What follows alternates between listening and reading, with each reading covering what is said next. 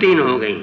اور یا یہ کنایا فرج سے، یہ کنایا فرج سے کہ آپ اس طرح کرتے ہیں ہاتھ پاؤں کے درمیان کے بارے میں، درمیان میں کرتے ہیں، یعنی یہ ہے کہ یہ کنایا فرج سے، کیونکہ فرج مرد کا یا عورت کا وہ ہاتھوں پاؤں کے درمیان میں ہے، اس کے بارے میں افطرا مانا اس کے کسی کے نسب میں بہتان تراشی کرنا کہ یہ وہ اپنے باپ کا بیٹا ہے یا نہیں ہے، یا کسی کے نسب کو ثابت کرنا یا کسی کے نسب کا انکار کرنا. تو یہ گویا کہ فرج کے بارے میں کیا ہوا؟ افطرا ہوا.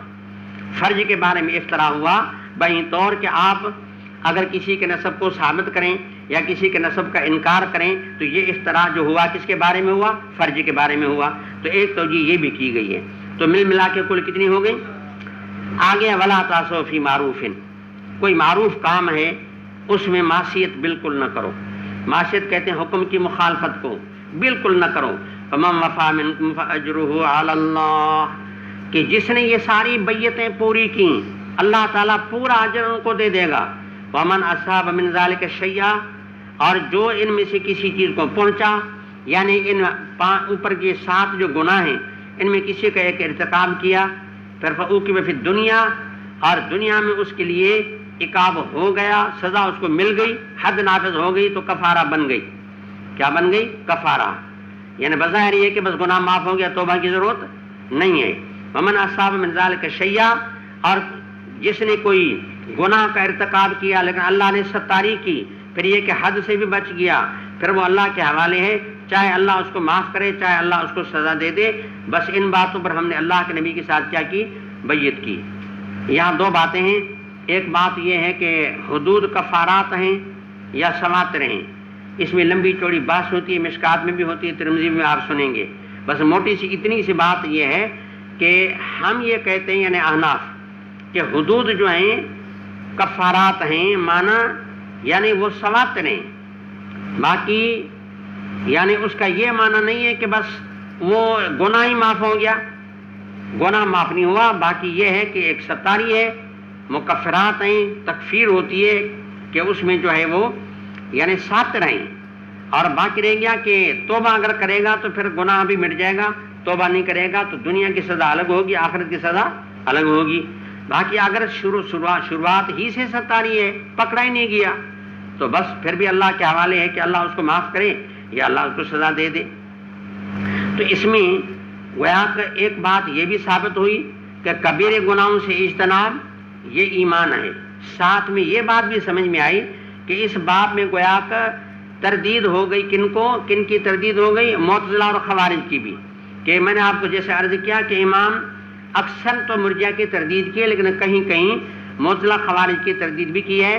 معتزلہ خوارج کہتے ہیں کہ جو آدمی کبیرہ گناہ کا ارتکاب کرے اس کو ابدی جہنم ہے، لیکن اللہ کے نبی نے فرمایا کہ اللہ کی مرضی ہے، ان شاء اگر اللہ اس کو معاف کرے بغیر توبہ کے، چاہے اس کو سزا دے دے. تو یہ حدیث لا کر کے گویا کہ امام نے معتزلہ خوارج کی تردید کی کہ وہ جو کہتے ہیں کہ بھئی ابدی جہنم ہے، تو دیکھو یہاں ابدی جہنم کی بات نہیں، تو ان کی تردید بھی ہو گئی. اور ساتھ میں مرجئہ کی بھی ہو گئی. مرجئہ کی کیسے ہو گئی کہ بھئی وہ کہتے ہیں کہ بھئی جو ہے عبادت میں کوئی فائدہ نہیں ہے اور معصیت میں کوئی نقصان نہیں ہے. اب معصیت میں نقصان ہے تب تو یہ ہے نا کہ فَهُوَ كَفَّارَةٌ لَهُ، اور وَإِن شَاءَ عَاقَبَهُ، اللہ کی مرضی چاہے تو اللہ عقاب کرے. تو آپ کیسے کہتے ہیں کہ بھئی معصیت مضر نہیں ہے یا عقاب کا معاملہ بھی ہے؟ تو اس میں مرجئہ کی تردید بھی ہے، تو ساتھ معتزلہ اور خوارج کی بھی تردید ہے.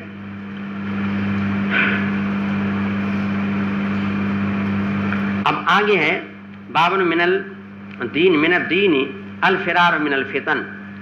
اب امام چونکہ یہ مسلسل اوپر یہ کہتے چلے آ رہے ہیں کہ اسلام، ایمان، دین، ہدایت، تقوی آپس میں متحد ہیں.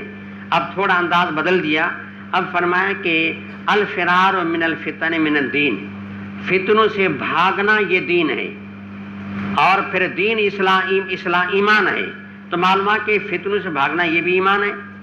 تو اس میں وہی بات جا کر کے ثابت ہوئی کہ آثار ایمان بہت سارے ہیں، یا یہ کہ ترکیبی ایمان، یا پھر بھاگنے میں بھی فرق ہے کہ جب حالات ایسے نازک آ جائیں کہ آدمی کا اگر دین نہ بچے، ایسے حالات میں ساری زندگی چھوڑ کر آدمی پہاڑوں کی چوٹیوں میں چلا جائے، تو اس میں بھی فرق ہے. کوئی دین کا اتنا خیال کرتا ہے، کوئی نہیں کرتا، کوئی کم کرتا ہے، کوئی زیادہ کرتا ہے، تو فرق مراتب بھی ہے۔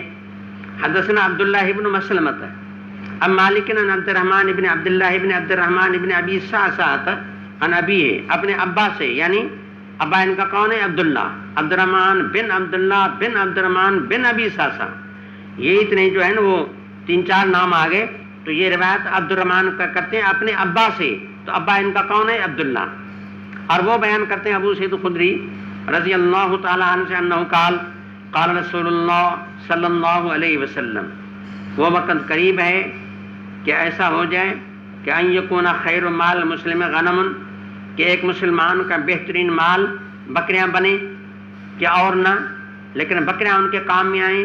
عجب نہیں کہ ایک وقت ایسا بھی آئے اور وہ بکریاں ایسی ہوں گی کہ یتب بہا شاف الجبال، کہ پہاڑوں کی چوٹیوں میں ان کو لے جائے، ان کے پیچھے چلے، مراد یہ کہ ان کو پہاڑوں کی چوٹیوں میں لے جائے، ومواقع القطر، جہاں پہاڑوں میں بارشیں ہوتی ہیں، بارشوں کی جگہوں میں لے جائے، اور یہ سب کچھ پہاڑوں میں جا کر کے کیوں اپنے مال متاع سمیت ادھر کیوں چلا جاتا ہے؟